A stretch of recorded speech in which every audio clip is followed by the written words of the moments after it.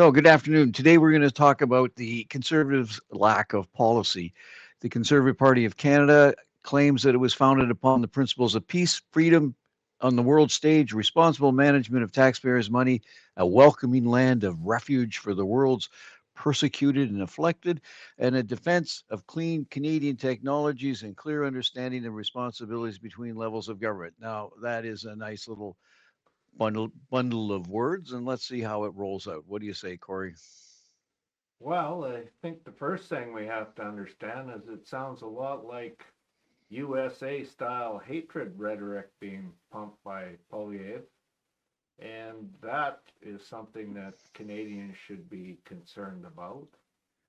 His latest attack was to cut the immigration workers from coming to Canada that have been the backbone of many industries that local Canadians do not or will not work for the wages that are being paid and the conditions of work that are being implemented at those sites. So this is of concern. Well, the first thing that has to be known is that there has always been, I would call them guest workers to Canada that do jobs that Canadians cannot do, will not do, or cannot afford to do. And of course, the Conservative Party believes that or states that these people are taking jobs away from Canadians, where the fact of the matter is that's not necessarily true. It's that corporate Canada is not paying the type of wages that attract the workers to those particular positions. Yeah, that seems to be a bottom line is there are a lot of jobs that are, how shall we say it, capitalistic in nature where the companies want to pay the lowest amount of wages to reap the most amount of profits. And we see that most of those corporations do not have roots in the local communities. By that, I'm saying they are foreign owned and the profits go to the shareholders and leave the country. And in many of those corporations, their sole object is to make the maximum profit at the expense of the people that are working for them. It's changed since the 60s, 1960s, for those of you young folk, where corporations were interested in the well-being of their employees. That's not really and truly the case under a capitalist model that has been slowly implemented since Reaganomics in the 70s. I find that under the Harper regime, he did the same thing, attacked immigrants to become a populist movement to get votes. I don't think that's fair to the immigrants that we rely on for these work programs. And most of these work programs, if I'm correct, are a form of oppression to the workers too, because I've heard of lots of horror stories where workers come to Canada and are abused by the employers. First off, the employer has to provide accommodations. Sometimes those accommodations aren't quite up to standards, but there are regulatory bodies that govern them.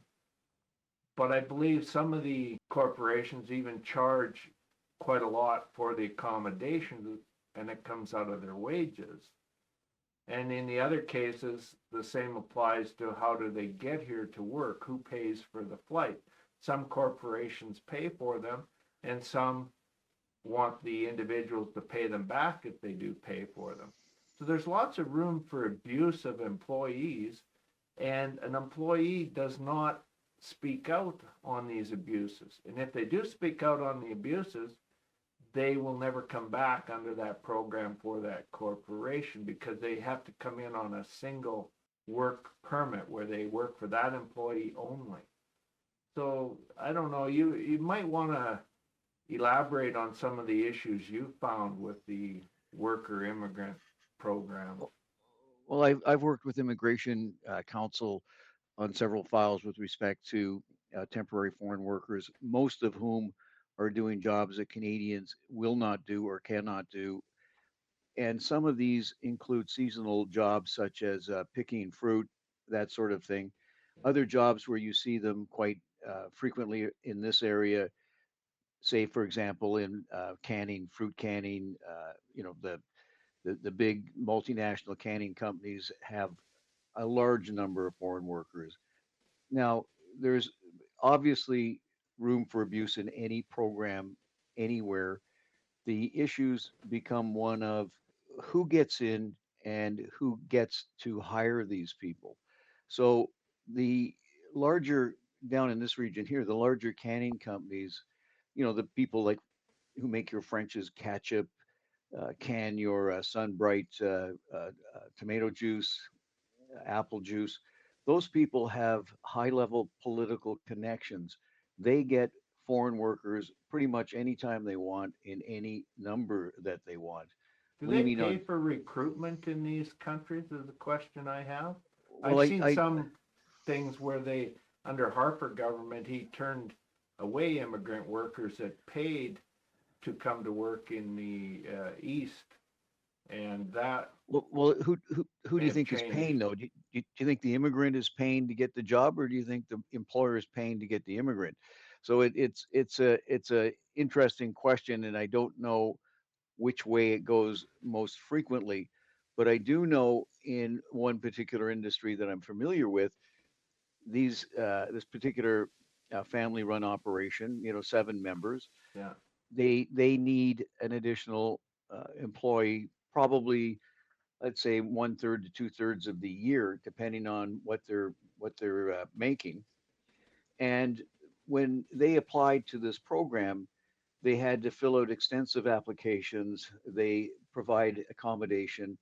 The accommodation is inspected by the health board. It's now inspected by the municipality. Everybody wants to have a finger in the pie to make sure that immigrants aren't getting abused. Now, the issue then becomes who do you get to work in your facility? These workers come in on a temporary basis. If you find a good worker, somebody that you can rely on to come back for 6 months of the year, work in your plant, and then they go home, they're not criminals. They pay taxes. You can't necessarily get that same person back. And I've seen situations where the program has demanded that you advertise, obviously.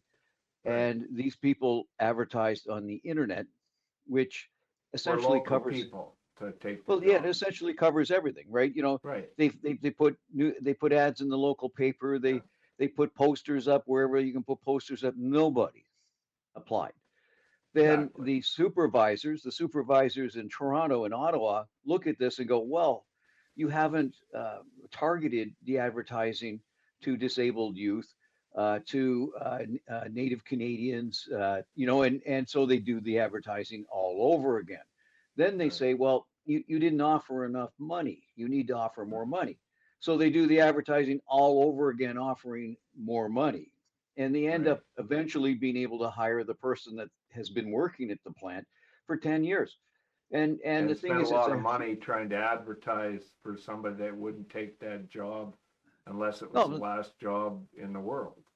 Well, they in Canada, these people can't do that type of job.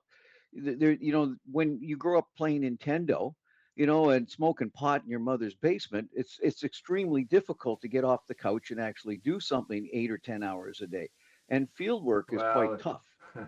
I think we're being a little over exaggerating, but I get your Show me point that you're no, but saying that show me today's youth where they get out and they actually work. I have a I've construction met site quite a next. few that will, but there Yes, are same here. It's a broad self-entitled brush. It's a broad generation brush. is coming. But the thing is, everybody that wants to work has work. Everybody that doesn't Yeah, want to work, you can't make them work. And the thing is, if you need workers for a particular business, you can't tell a Canadian, for example, come on out, pick tomatoes, 10 hours a day, and pretty tough and one. and do that for 2 months. And what are you going to do for the rest of the year? What's your career goal, right? To Right. come pick tomatoes? It, it, Well, it's that was it's their argument as well. This would be ideal for college and university students or high school students in their time off. But they can't even make enough money to pay for their books in those jobs. Well, you're making So, the assumption that their time off corresponds with nature yeah, and in it the doesn't. agricultural business, where you need these people at a particular time for a short time, Right. and you don't have a lot of time to train them, and they have to be reliable, and that's just not the way Canadians are built. Well, I So think it's an Poilievre came out with this immigrant rhetoric because he's in a new riding, Battle River, where farmers are his primary supporters. And a lot of those big farmers are not using immigrant workers because they're using high-tech equipment. They and don't they need use the Hutterites. laborers anymore.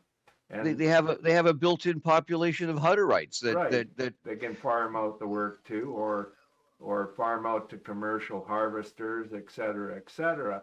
Where a lot of the farmers in his area work, they're not ranchers, so they only have a seasonal job. They plant their crops in the spring, they harvest their crops in the fall, and many of them can make enough money on the large operations of corporations that the rest of the year there's no employment, so they can't give a steady full year-round job to farm labor. And in that area, any farm kids can go and get a job that pays really, really well in the oil industry because they are sought after. Farm kids are sought after in the oil industry, which creates a vacuum for workers on farms because these kids in the oil industry are hardworking. They know how to work around equipment. They're safety conscious, and they really know how to work but around the but industry. let's ditch the farm kids for a while, because the number one employer of temporary foreign workers was Tim Hortons at one Yes, I time. know, I And know. and But you're not the going to reason convince a farm kid to go work at Tim Horton when but they'll all be that is paid 10 times the wage in the oil field. but let's look at Tim Hortons. It's not a Canadian company. It's No, predatory in the sense that a Tim Hortons moves into a small community, it blows out all the mom and pop coffee shops. You exactly. uh, they make record profits every year, and they Yeah. get to hire people for basically minimum wage and part-time wages. That's the type of thing that this Poilievre jerk should be going after, is that type of employment. It's Instead, exploitation of labor and exploitation of immigrant labor to bring in to fill in low end jobs. These corporations in other countries in Europe pay a living wage and still make huge profits. but the So thing there's is no to reason they can't do that here. well, here's what he says, right? The He announced the Conservative Party would scrap the temporary foreign worker program that lets hundreds of thousands of low wage foreigners undercut Canadian jobs. Well, that isn't what really the problem here is. It's which companies get to hire these people that undercut Canadian jobs. In other words, if the wages were high enough to attract the unemployed, or if the unemployed could somehow be impelled, to take these jobs, then that wouldn't be a problem. Now, what he also says here, and you'll love this. Uh, Anybody who reads Rebel News every once in a while, it's Yeah, like a I don't. comic book. Yeah, It's actually fun stuff. You got to read it just to see what the conservatives are really thinking about. I'll But stick with the Beaverton. he says there are a lot of reasons why youth unemployment is so high in Canada, but the Liberal decision to bring in cheap foreign labor to drive down wages and take entry level jobs is one of the most outrageous. This is Isra Levant, who's a quite the character. But in Yeah. any event, don't drive down. You can't drive it lower than minimum. So raise the minimum. I mean, Well, these we guys. all know that the minimum income on an hourly basis would be about 25 bucks an hour. And that, if you compare to the statistics of wages earned in the 1980s compared to wages earned right now, we should be at a minimum wage of about 25 to $27 an hour. And the fact that we are not, that falls on the shoulders of all governments, whether liberal or conservative. I'm not playing favorites here. The minimum wage needs to go up to provide the standard of living to be able to live, period. And we as a country have the ability to set what's called minimum wages. Why isn't it done?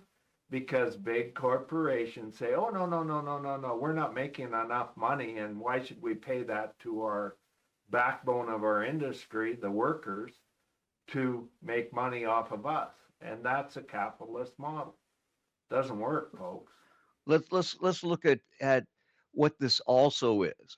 The conservatives have not put out any major policy statements. They thought they were coasting to a win against Trudeau, so they kept their Correct. mouth shut so people wouldn't realize what they were all about until Yes. they got elected, which is a great when you're winning in the polls, don't say anything. But what this is, there is a genocide going on in Gaza, and they haven't come out with any statement except for this one. Uh, Poilievre said, I unequivocally condemn the invasion of Israel by Hamas terrorists and the sadistic violence that have subsequently carried out against innocent civilians. Israel has a right to defend itself against these attacks and respond against the attackers. Canadians pledge their solidarity with all the victims. Well, wait a minute. As part of their principles, they said that they're founded on the principles of peace and freedom on a world stage, welcoming a land of refuge for the world's Yeah, that's persecuted and kind of afflicted. It, yeah, but why don't hypocritical. now if you don't say I oppose genocide, I oppose ethnic cleansing, the only conclusion is that you support it. And when you make a Yeah. statement like that, it's obvious that you support whatever it is the Israelis are doing to the Palestinians. and Wow. and that man should be tarred and feathered. He holds himself out as a good Christian. What would Jesus do? Mm. Jesus wouldn't sit there and watch the genocide and go, oh well, Well, I you gave got to my understand dad that my dad my dad gave the land to the Israelites 4,000 years ago, so I guess it's about time they got it, right? That you well, you know got to understand that there's a lot of people with money, and I can guarantee you they spend it on politicians. The ones that don't have the money are probably people living in Gaza, and they're not spending it on foreign politicians. And I had a conversation, a DM conversation on Facebook with a fellow that was trying to tell me that the genocide in Gaza is a fake news by Hamas, and that journalists work for Hamas and they deserve to be bombed. So you start seeing that our politicians have to be held to account, and that means less rhetoric. Start producing policy and quit trying to bullshit people like immigrants are the problem. The problem is the politician. That's his job. Is he makes tax dollars as his livelihood and living income, and he wants to bullshit people that there's a problem. Well, there's the only problem is the politician. Come show your policies, be clear on your policies, and how do they help the majority of people in Canada? That's all I like to hear. This rhetoric of get rid of immigrant workers and we'll just rename the policy. He wants to get rid of the immigrant policy and then rename it for only those that his party deem that need the jobs of the immigrant workers, so that he gets a pat on the back by these corporations to bring in workers. He hasn't come up with anything new. He's just going to rename it, is the way I understand it. Well, no, but what he's going to do is reselect who they get to work for. Exactly. And that's the thing. They're gonna subsidize big industry and Yes. penalize small family farms and small Right. family industries. Well, that's But there's the another side of game. this that we have to look at as well. These people, when they are in Canada, go home or send home money, and that money is used in their country to help their families.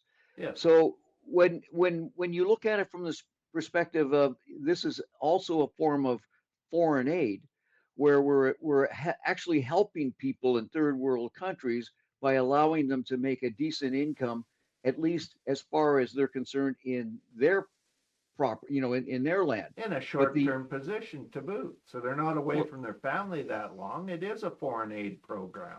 I guess yes, that's probably, you've coined it best. It's an immigrant foreign aid program that helps both Canada and helps the other country and people living in it. And that's a good analysis of it, Cal. I like that analysis.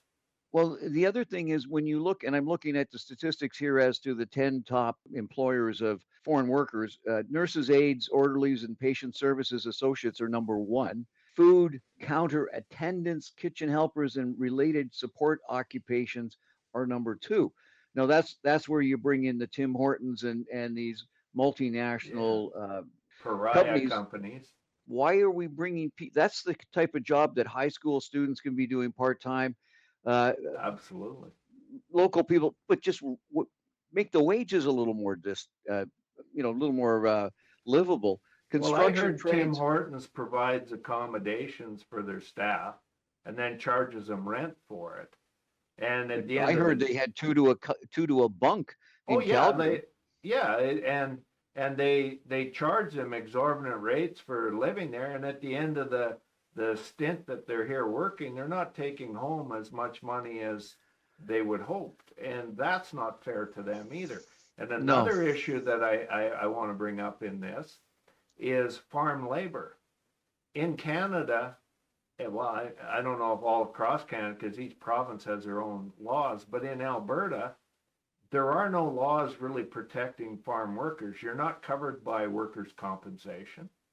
So if you get injured on the job, you have no recourse against the employer because he's protected by the government. So you can't sue them. So what happens when these high-risk jobs that are being paid low minimum wage and these foreign workers get injured, and they do get injured? Are they allowed to get any compensation? I suggest probably not, because if a local Canadian cannot get compensation, then nor can a foreign immigrant worker. And these are issues that I would like to hear more about. PeePee, get on the meat of the matter. How are you going to help this foreign aid program for the workers and protect the workers while they're here working for Canadian companies? I want to see those policies of compensation for injuries. I want to see how they're being abused on their accommodations, because we got some pretty horrendous accommodation bills here, in Alberta and Toronto and all over the country. And how is that calculated into the equation? There's a lot of room for abuse that I want answers to. I don't want to hear that it's the immigrants' fault stealing jobs. I want to know how the employer's protecting these people, giving them the opportunity to work here part-time for a few months of the year, and then going back to their country where they can help their family and the country that they come from. So that's what I want to hear more, Poilievre. Number two on the list is food counter attendants, kitchen helpers, and related support occupations. Food counter attendants, that's the Tim Hortons. The next one, construction trades helpers and laborers. That's an issue where there's a shortage of construction workers, but again, that's probably a problem of our education system. So let's beef that up a little Well, bit. I can help you with that one. In the construction industry, I used to be in the construction industry, and I can guarantee you they lowball pay everybody, including locals. And they do not want to share the wealth. It is corporate greed, and that's why a lot of tradespeople dropped out of trades. We weren't getting our fair share of income, and we were being abused by the labor laws. We were being abused by big corporations. And that is the reason that it's hard to get contractors and tradespeople in. You can make money as a contractor and tradesperson, but you better be willing to be screwed out of jobs, not paid for jobs you do. First 3 jobs I went to in Calgary 20 some years ago, I never got paid a dime for doing contract work, and they screwed me out of the income, and there was nothing I could do to collect from them. So I don't recommend it, and it's because the laws favor the wealthy again. But Number that's seven another on the issue. list is transport truck drivers. Now I can attest to the fact that Well, that by far the majority of transport truck drivers on the road in Ontario are visible minorities. And one of the issues that you see or hear and it's apparent is how are these people being trained? What kind of I mean they're driving an 80,000 pound missile down the freeway, and there's accidents everywhere with transport truck drivers, more so than ever before. Now I realize that the well, truck industry, at least in Ontario, is now owned mostly by I would say first generation Canadians, and they tend to hire their own people, which I understand because they speak the language. But at some point, you have to look at this and go, is the training adequate? Like you look at what happens in well, Saskatchewan, where they hit the busload of hockey players. That I that was understand that gentleman an issue. 3 months, three months of training. But that's your number seven on the list. Your number eight is food service supervisors. So what do you need a temporary Supervisor. foreign worker to be a supervisor?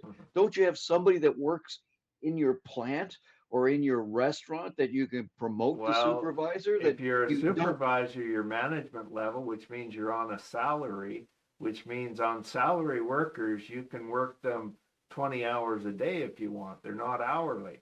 And that's Or part of the agreement they signed to be a supervisor. So it's getting around labor laws by offering supervisor contracts versus employed by the hour.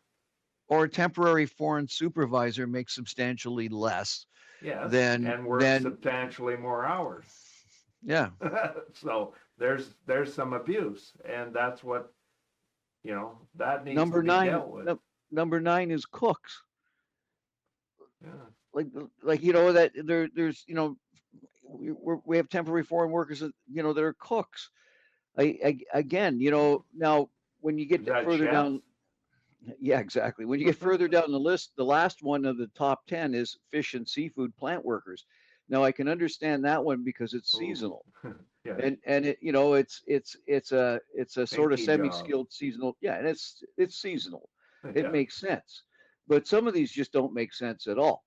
no, And the thing is, it's the amount of the minimum wage. Now the conservatives have garnered a lot of news with this announcement by picking on immigrants. When I look at the Google page, it's everything like every news channel that you can think of picked up on this. yes, and it's You a know, and it's a form of hatred, and you're first identifying it's the immigrants that are the problem.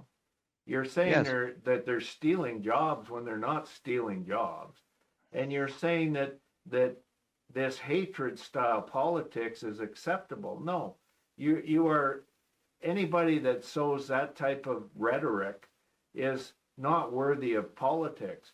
They should have dialogue like you and I are having, saying, hey, we want to identify what the real root of the problem is, and it's not the immigrant. It's the need to provide foreign aid to local companies that can't get locals to work for them. and And it's how it's can we it's a best protect the workers, not how can we best make corporations rich, and especially foreign corporations operating here rich off the sweat labor they're trying to bring in to do the work. and the thing is too, calling them immigrants is a misstatement. These Exactly, they're people not. these well they have a foothold to apply for immigration, but it's a tough Oh, road. So I know of a situation where the lady came from Mexico nearly every year to work in Canada, and after 20 years she applied for Canadian citizenship and had difficulties with the English exam. Now I know from firsthand experience, especially talking on the phone to government offices, that there seems to be a lot of people out there that don't speak English very well, or my hearing aids aren't working, because there seems to be a different criteria depending on which country you're coming from. So there Well, a that lot of those telephone jobs are farmed out and they're actually done in foreign countries, which no, in and of itself should I'm be talking about stopped. I'm talking about talking to the immigration department, Corey. Oh, okay. The people in charge of this program, the people that have got, I hate to say infiltrated the government, but the people that the government has allowed to take over these programs, the management and the intake workers all have a particular bend towards a particular group of countries. Well, And you do need therefore it's not multilingual necessary. people in those positions. You know, you're dealing with clients that have language difficulties, so No, Corey, I'm trying not to sound racist, racist or bigoted, right? but the statistics and the reality doesn't lie.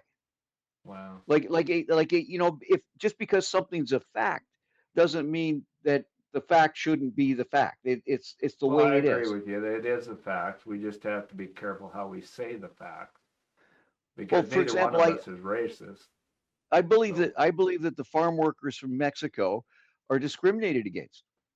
I've I've seen it seen first. that. I've seen it firsthand. I've And the seen thing it. is, Yes.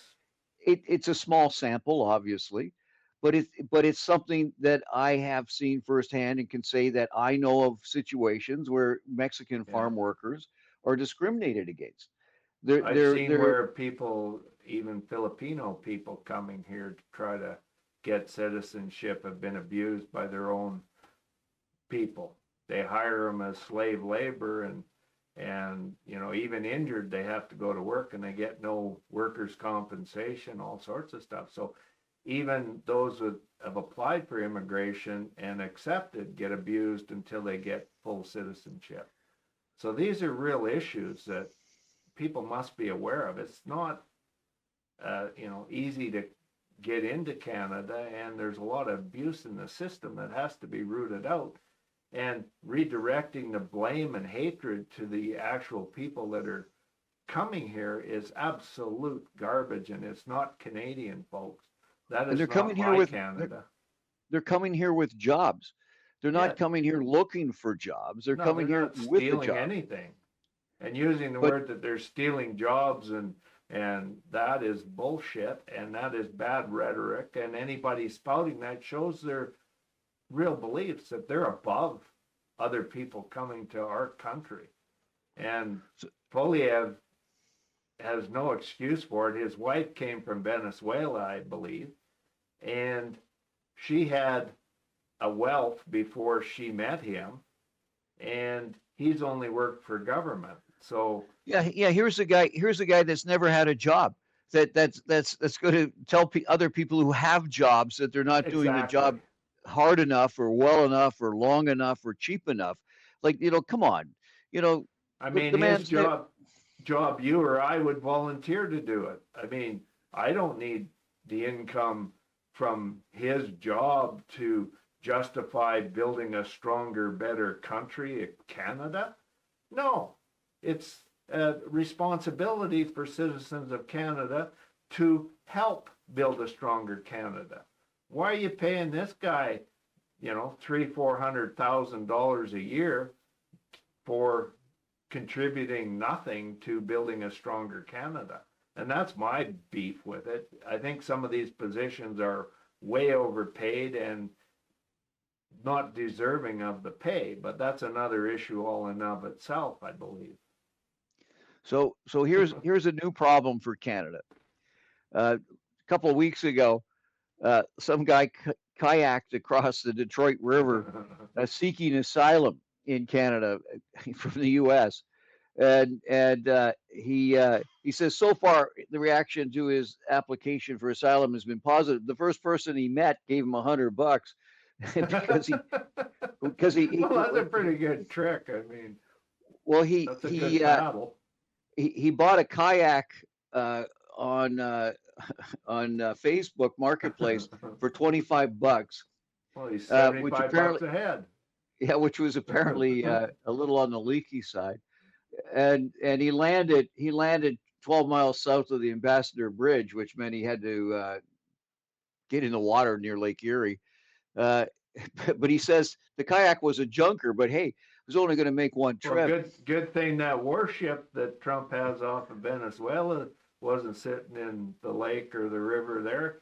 They just sent a missile and blew them up. Did you see that where they blew up a 16-foot fishing boat with 11 people in it, claiming it was loaded up with drugs, and there's no room for drugs in the boat. They just blew it up for fun of it. I Target mean, practice. what the fuck, Target practice. folks? That's war crime. That's criminal. Why isn't somebody stating, like you couldn't pull over a 16-foot boat? Nobody's shooting back at you. Nobody's got guns in there. It's all visible. And you just blew them out of the water to make a statement. That's a war crime. And that is a crime against humanity. And Americans do that all the time. Yeah, but they're looking for an excuse to invade Venezuela because it has all that oil. Exactly, like our podcast said, and that is total crap, folks. The U.S. cannot be trusted. This guy should be granted application because he's been pretty ingenuitive, and he took a risk going across international waters with American gunboats on it. He might have been blown up. This poor guy. So after pulling his kayak onto the sand, the U.S. Army veteran said he headed across the street to a very Canadian location. Tim Hortons, obviously, he doesn't know Tim Hortons. Yeah, very, very got a cup of coffee and tried to calm down. Then he went to the fire station to try to turn himself in, right? And the fireman said, "Yeah, we can't help you." So go to the police station. So he turned himself in to the police eventually, and because an officer had been conducting a routine commercial property check when this guy went up to him and said, "Geez, I just paddled in from the U.S." Illegal immigrant. Yeah, so you gotta love the police statement though, right? The officer investigated and discovered the man was attempting to illegally enter Canada. Well, no, he turned himself in. He was trying to seek asylum. Yeah, we accept asylum seekers. Yeah. But the thing is, more and more Americans are going to be coming over, trying to get away. You can't blame them. I mean, even during the Vietnam War, we had lots of U.S. draft dodgers coming to Canada, and we opened the doors wide open to them. And this will be another case where, we will be assisting any U.S. citizens wanting to leave the shit show down there and fascism. And don't bring the shit show up here with you either. Apparently, he was given granted temporary refugee status in Windsor. So congratulations. Well, here's the thing: when does Trump start sanctioning Canada for accepting U.S. refugees? He already did sanction us. That's the tariffs. But the U.S. citizens are paying for it. He's going to add on to it because we're now acknowledging that people have a reason to flee the U.S. They're afraid of their lives, right? Way, we've been slowly, quietly quitting and setting up contracts and marketing our goods to other countries around the world. We are slowly going to be cutting ties with that fascist regime down in the U.S. I mean, Trump sent jet planes over top of the women that were sexually abused by Epstein that were making a public announcement, and he sent those fighter jets over to silence them and show that the powerful can still silence their. They can reach you anywhere that you are. Exactly. They know where you are. That was a message by a very. I didn't know that. That's awful. Very, very. We'll do another article on that, folks. But this is systemic Trumpianism, and the Senate and the House, run by the Republicans, are in support of it. And that, folks, you should be ashamed of yourself. And there's no excuse for it. But the world's seen it. Canada seen it. And that makes a larger statement than just releasing the Epstein files. We already know what's in the files. We're not blind to it. The Senate and the House and the Republican members, they all know what Trump's about. And they are behind Trump. Unless stepping forward and saying or not. If it's a hoax and you have nothing to worry about, then release the documents. Yeah. So the hoax is that you say it's a hoax. Yeah. So we're talking Canadian politics, folks. Let's deal with Poilievre and this anti-Canadian rhetoric that is based on MAGA support and MAGA supporters here in Canada. That's what seems to be behind Poilievre and this hatred style politics from the US that he wants to use to undermine our institutions, our Canadian values, and our Canadian ethics and morals. So we cannot allow that type of politics.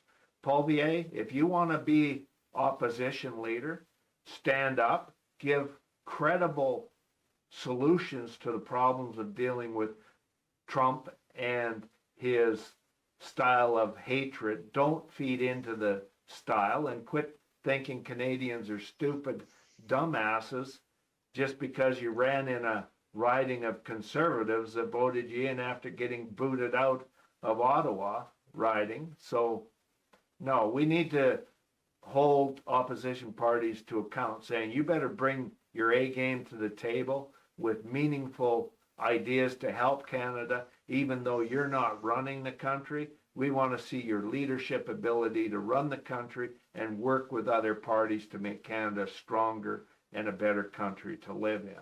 That's politics, folks.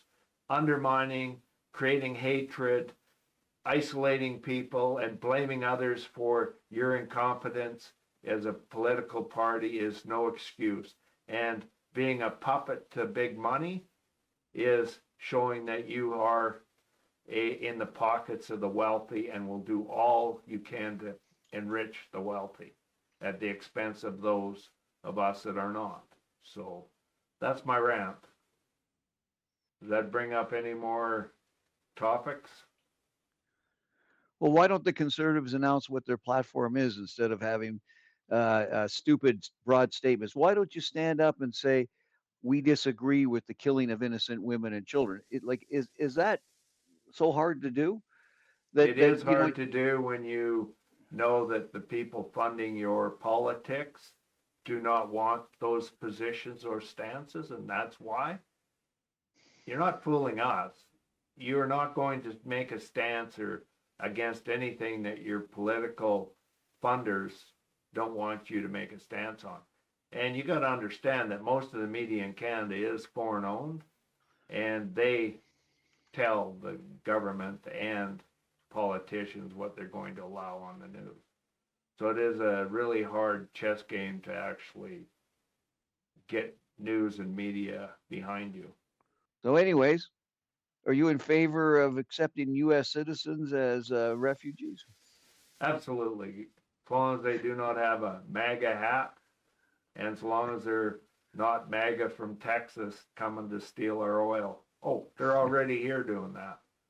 Yeah, I guess we can accept Americans. We can convert them. I've got lots of extended family that would be classed as Americans, so they're welcome here so long as they do not bring MAGA and Trumpianism to Canada.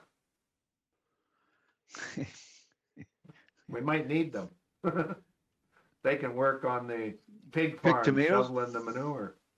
Yeah, pick tomatoes. Pick tomatoes, sure. But yeah, I guess the bottom conclusion is what on this immigrant farm status, or not immigrant farmers, but immigrant farm workers status. We do need them. Treated properly, that's the issue. And if you were spending the money to treat them properly, that would probably equal a higher wage for a local to do the job, which means the local would probably do the job. Would be my guess. Well, you can't bring them in just to supplement the foreign nationals with cheap labor. That's for sure. Yeah, and Poilievre hasn't said that. That's not what that's not his perspective. His perspective is to ignore the fact that they're afraid to condemn Israel for genocide and ethnic cleansing. That is just they have to say something about What's anything in his the way of a position on distraction. Ukraine and Russia? He hasn't Yeah, made it's a much of a distraction. statement there either, you know? So I, I think this is a distraction, and it's a bad style of distraction. It has no merits, and it is styled to promote hatred against an identifiable group of people. And to me, that is racism, and Poilievre should be ashamed of promoting hatred and racism across Canada. And that should, in and of itself, at the leadership review, cause him to not be selected as the leader. But who would replace him would be the next question. There's nobody of the Harper group left to replace him. So who's going to replace him? Is the party done for because they can't get a new leader, or a leader that won't spout rhetoric and hatred? And that's my question. So on that note, I don't have much more to contribute to the subject, other than I like to see immigrant workers still coming and providing assistance to businesses, but they need fair and equitable compensation for the seasonal work that they are providing. And should their wages go up? Yes, they should be paid more than minimum wage to come here and work their asses off in those jobs that even I would have a hard time volunteering to do at the lower income. So that's my take. I would like the Conservative Party to say what they stand for. Quit That ain't quit happening. giving us these platitudes of wonder Tax the and tax. and awe, right? And Yeah, say that, oh, we're for cutting taxes. Yeah, okay. How? How are you going to do that? yeah, It's, they got no meat behind their mouth. yeah, you're in favor of freedom. Okay, great.